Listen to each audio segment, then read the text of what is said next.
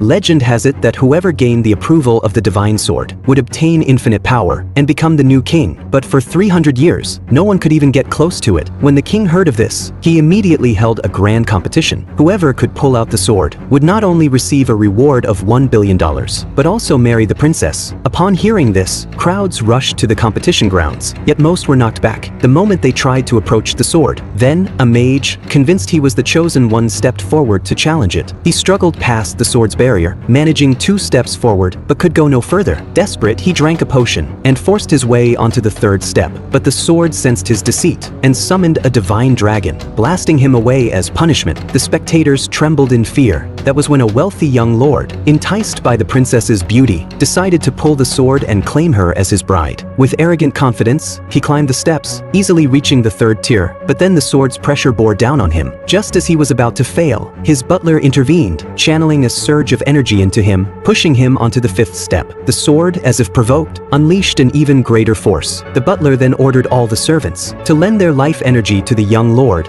barely propelling him onto the 6th step. But the sword erupted with power, hurling him back in defeat. But the king was pleased and declared he would wed the princess to the nobleman. The princess, however, was furious, refusing to accept her fate. She stormed onto the platform, determined to wield the sword's power and change her destiny. But the sword's might was overwhelming. She barely made it to the 3rd step before collapsing. The young lord sneered, telling her to surrender and accept her place. Yet the princess refused, drawing her own blade in defiance. She pushed forward, reaching the 5th step, but could go no further. Just as despair took hold, a lone man moved by her resolve stepped forward to help. The young lord scoffed at the beggar's audacity, and even the princess doubted him, but the man ignored them, striding effortlessly past the crowd's stunned gazes, until he stood beside the princess. The young lord, enraged, accused him of cheating, but the man paid no mind. He walked on step by step until he stood before the divine sword. Suddenly, the sword summoned the divine dragon again. The crowd braced for the man's punishment, but instead, the dragon vanished into thin air. The man climbed the final step,